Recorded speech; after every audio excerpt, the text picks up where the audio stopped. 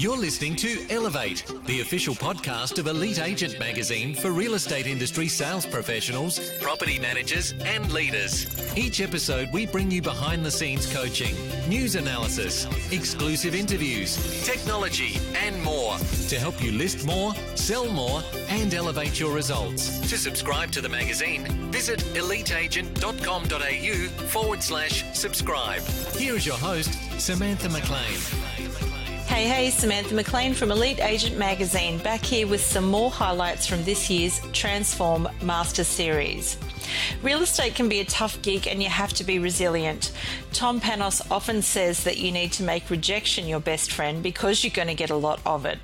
In property management, it's often dealing with people at their worst or their most stressed that in fact causes us stress. But it's those people that can handle rejection or the setbacks that they're given in life that are still able to move forward are the ones that we all admire for doing so. In this podcast, HR and emotional intelligence expert Ush Dhanak talks to our masters about the need for resilience in life as well as in business, how to avoid what she refers to as the rabbit hole syndrome of negative self-talk, which we can all be a bit prone to, and how to get yourself into a much more positive mindset instead. This one has something for everyone, and I do hope that you enjoy this bonus session with Ush. Transform Masters 2017 is brought to you by Elite Agent with thanks to Property Tree, realestate.com.au and Real Plus. The definition of resilience is perseverance and diligence in the face of setbacks.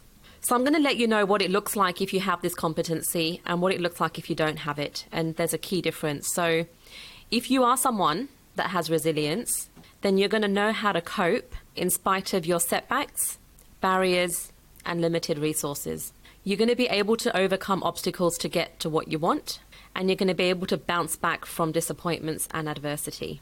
You're going to be flexible and adaptable, and the biggest one is that if you do get a setback, you're going to see that that setback is temporary, and if you get failure, you're able to distinguish that failure is isolated and short term. And the biggest mistake people make is they think that failure is permanent or the setback that they're facing is permanent. If you're lacking resilience, then you're going to see failure as permanent. You're going to demonstrate inflexible thinking. So if you're not resilient, you're actually not going to be able to see the solution that's in front of you, which is crazy because when you're resilient, the thing that you need is answers. And if you're not resilient, you're not going to get them because you're going to be demonstrating inflexible thinking. If you're not resilient, you can get stuck in the past and you can't move forward. And the biggest thing that people suffer from if they're not resilient is negative self-talk. And it's stuff like, what were you thinking? You're not going to bounce back from this, and I can't believe I did that. I want to share a couple of stories with you guys on resilience. In terms of my background, I was a lawyer for a number of years, and then I went into HR for 10 years. And then 2.5 years ago, I set up my own outsourced HR business to support people that don't have in-house HR. I got a business coach, luckily, when I started, and I got a couple of associates on board because the business was growing. It was great. One of my associates, she joined me when I actually first started the business, and she worked with one of my main clients. It was an RSL club, and she was working with them for 12 months. And I hadn't had a holiday in like 3 years, so I took 2 weeks off to go back to London to see my family after 8 years. And I was stressed the whole time thinking, what's going to happen when I come back? And my fear came true. So when I came back, she actually had approached the client and took the client on herself and sort of cut the business out of it. And they engaged her. So I lost massive amounts of revenue coming in each month. And my resilience totally went from like 10 to -10 overnight. And then I spoke to my coach and he's like, right, so what is the learning from this? And I'm like, what do you mean, what's the learning? Like, I've got no trust and everything I taught was sort of thrown out the window. And he said, you know what? He goes, the worst case here is that you start where you started off, and that would be with no clients, and you just build it back up. And it was so true. Like, the things that I was thinking of was that, I'm going to have to go get a job and I've lost everything. And resilience is something you learn. It's a muscle you need to train. You're not going to become resilient overnight. I'm 2 years into my own sort of coaching journey on EQ, and I still have days where I'm not resilient. But what it's doing is it reminds you that you can bounce back. So that was just one example of me not having resilience, but it happens all the time. Has everyone heard of the rabbit hole syndrome? So rabbit hole syndrome is if you have one negative thought, it's going to lead to another negative thought and another one, and you basically put yourself down this rabbit hole and you struggle to get out of it. So what I want to do is run through with you 7 questions that you can ask yourselves if you find yourself experiencing this negative self-talk. And I'll give you an example of mine. I was working with a client of mine 6 months into the contract. It was a 9-month contract. We just happened to finish early, and there was no reason it finished early. We pretty much did a really good job, and the client just ended, and they were really happy. We got referrals. What I probably didn't plan for was to replace that client as early enough as I should have, because we finished in 6 months. And I walked away from that client meeting, and I swear to God, the first thought that went through my head was, how am I going to replace that client? And I went down this rabbit hole syndrome of going from, how am I going to replace the client, to, I need to tell my husband at dinner tonight that we need to sell our house so I can keep my business afloat. And I kid you not, I went from that to that within a space of like 10 minutes. And it was this rabbit hole syndrome thing that I'm talking about. And for me, that was the worst case scenario. And it was totally irrational. Like I said, 2 years in my journey, still having those thoughts. It's still work in progress. And I want to take you through these 7 questions. So when I got home and I was talking to my partner about it, we went through these 7 questions, and I'll tell you what the outcome at the end of it is and was. So question 1 is, what is the worst thing that can happen? So for me, losing that client 3 months earlier than I expected, the worst case for me was that I'd have to sell my house to keep my business going. Question 2 is, what is the probability of that worst case? Which means, how likely is that worst case to happen? And it can be a rating of 1 to 5, 1 to 10, or a percentage, whichever one you feel. Question 3, what is the one thing you can do to help stop that worst thing from happening? So for me, to stop me selling my house was to go out there and win more clients. Question 4, what's the best thing that can happen? So what we've done here is we've got you to assess the worst case, which a lot of coaches don't do, believe it or not. And we've got that out of the way. We've assessed the probability, and we've got you to identify what the one thing you can do to stop it from happening. And now we want to focus on what's the best thing that can happen. So the best thing for me was that I finished that client 3 months earlier than expected, and I asked them to give me a referral to another client. Question 5, what is the one thing you can do to make that best thing happen? So for me, it basically meant going back to that client, asking for feedback, making sure they were happy, and then asking them to make a referral. Question 6, so you've done the worst case, done the best case. What is the most likely thing that's going to happen? So in my case, the most likely thing that will happen is within a space of 3 months, I aim to have a client within the next 6 weeks. Last question 7. And again, believe it or not, coaches never ask this question. It's a really, really powerful question. And the question is, what can you do to handle the most likely thing when it happens? So a lot of coaches will get you to say, okay, well, here's the solution. But they actually don't ask you what you're going to do for it or what you're going to do to cope with it. And this is basically getting you to think about what steps you can take to get to that outcome when it happens. So it's 7 questions, and it is so good to ask yourself when you feel like you're having some negative thoughts, or even if you're dealing with a situation and you don't really know what the answer is, or you're struggling. It's also a good tool to use in team meetings as well. So a lot of our clients use that in team meetings if there's a business problem that they need to focus on or use. But what that does is it triggers you from going down that rabbit hole and taking those steps that, really put you in a bad place. And once you've thought of the worst case, it's almost putting it out there, and it's probably not as bad as you thought once you've worked out what the likely outcome's going to be. And then you take steps to build that.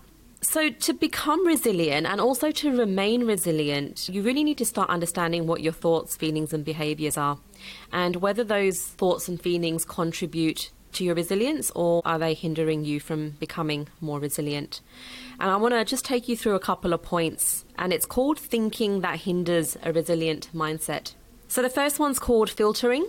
So filtering is when you take the negative details out of a situation and you hold a magnifying glass over that negative detail, and you lose sight of everything else that was positive in that situation. So filtering is something, we do all the time without realizing. Polarized thinking is another one. So polarized thinking is when you look at something as black or white, it's good or bad. You're either perfect or you're a failure, and there's sort of no gray. And this is what stops you becoming resilient, is because you're waiting for that. It's either this or it's that. Life isn't going to be like that. So polarized thinking is crap. Overgeneralization, so that's when you come to a conclusion based on a single incident. So if something bad happens, then you expect it to happen again and again and again in that situation. So that's also going to stop you becoming more resilient. Mind reading is another one. So that's where you make assumptions about what people are feeling. You make assumptions about why they act the way that you do. We do that all the time. Catastrophizing is another one. So that's when you completely expect the worst thing to happen. So in that scenario around worst case, best case, if you struggle to find out what the best case is, you're constantly stuck in that worst case scenario. That's what catastrophizing is. Personalization. So that's when you feel that everything that's happening around you is a personal attack on you. And if that's how you're feeling, then you're not going to become resilient. It's also when you start comparing yourself to others. So you might look at other people's journeys and you think they're ahead of you or they're better than you. This is the stuff that stops you becoming more resilient. Control fallacies is another one. And that's where you feel like you're a victim of fate and you feel like you're helpless all the time. Again, that stops you becoming more resilient. Blaming, that's a really obvious one. Don't need to really explain that one. But that's where you actually blame everyone else for your struggles or your pain. That doesn't support a resilient mindset either. Shoulds is another one. And this is about you having an internal list of rules about how people should behave and react and respond. And if they don't follow that list, you get annoyed and angry and frustrated. I got a list of shoulds for my 7-year-old and she doesn't comply. I get frustrated, get annoyed. You know, I've got a list of shoulds for my clients as well. And if they don't listen to me, I get annoyed. So if you can disregard that list of shoulds, it's going to help you become more resilient. Fallacy of change is another one. So that's when you expect other people to change if you help them. So it's like a coach. It's like me saying, well, I'm going to give someone coaching and if they don't improve, it's all on me. And if they don't improve, it means I'm a bad coach. That's not helping me becoming more resilient. Being right. So do you continually want to prove that you're right in every situation, whether it's at home or at work? Is being wrong unthinkable? And what lengths do you go to demonstrate that you're right? And the last one, I love this one. It's called heaven's reward fallacy. So this is basically where you feel like you're doing something, you do a good deed, and then you expect a good deed to be returned. Doesn't always happen. And if that's how you carry on in the world and act, then it's really not going to help you become more resilient. So that's some of the thinking that hinders a resilient mindset, which, you know, I really want to just raise to the forefront of your mind. And none of that's probably going to be new to you. You probably all can relate to it. You all probably know it. But it's just a really good reminder to go, this is the stuff that I need to stop doing so that I can work on becoming more resilient. Other things to think about for you guys when you work on your resilience is, do you worry about situations that you can't control? Do you fail to see choices and have tunnel vision? So if you're faced with a problem, are you someone that can go, okay, here's a problem, here are some of the solutions, I can think outside the box, or do you struggle? If you struggle to come up with solutions, you can probably link it back to not being resilient. Are you also a professional procrastinator?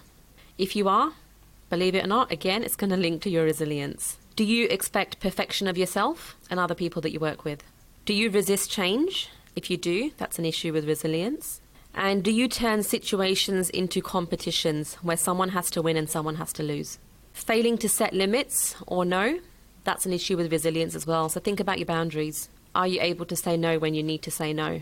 Are you able to set limits? And the last one to think about is, do you expect all problems to be solved neatly? Because they're not, trust me. And there's some people out there that aren't resilient and just have this unrealistic expectation that, yeah, if there's a problem, I'm going to make sure it's resolved neatly. It doesn't happen that way. There's a really successful CEO. She's freaking awesome. And I was talking to her just a couple of weeks ago, and she said that one of the things that she attributes her success to is something her dad did growing up. And she said every day, and he did this for years and years and years throughout her childhood. And she'd come home from school, and then it was coming home from uni or college or whatever, and he would say to her, what are the 3 things that you failed at today? And she'd be like, what? Especially when she was younger. He goes, yeah, every day I want 3 of your failures. And he would do this every single day. And then she'd have to give her 3 failures, whatever they were. And then he'd high five each of those failures, cheer her on, and he'd give her a hug to make sure that she knew that she was still loved. And then the next question he asked her was, okay, so what did you learn from them? And they actually had a discussion about, well, what did you learn? And I do this on my 7-year-old, and it's awesome. It's so cool. Because what you're doing there is you're letting people know that, you know, failure is something that's going to help you build your resilience, and overcoming these challenges and failures are going to give you learnings to make you more successful. And she is so incredibly successful now. And she really, really says, if I didn't have that, or if I didn't have someone saying to me, like, you know, her dad, who she adored, that it's okay to fail and I'm going to high five you on each of those, providing you learn what the lesson is, because I wouldn't have been as successful as I was. And then she looked back on some of those lessons that she learnt when she did fail and how that's really, really helped her. So don't be scared of failure. And it's funny, I just got back from Shanghai yesterday, and I was running a workshop exactly on resilience for half a day with these amazing Chinese people. And it was such a cultural shock, because what they were saying is that they're just not allowed to fail. So in China, failure is just really unheard of in the workplace and also at home. And I was trying to tell these people it's okay. And they were like, no, Ush, we can't. Like, it's not okay. And for half a session, we probably spent about 3 hours just trying to convince them that it's okay. And they were leaders, right? Leaders in large organizations. And trying to teach them that you now have to change your culture. You have to change your mindset and let people know that failure is okay. Because to build resilience, you are going to fail. You're just going to have to learn how to live with that and how to sort of build and what the learning is. Okay, so that's it for this week. Catch you again soon for some more insights from our Transform Master Series. To listen in to upcoming videos and podcasts, visit eliteagent.com.au/transform. I'm Samantha McLean. See you soon. Transform Masters 2017 is brought to you by Elite Agent with thanks to Property Tree, realestate.com.au and Real Plus.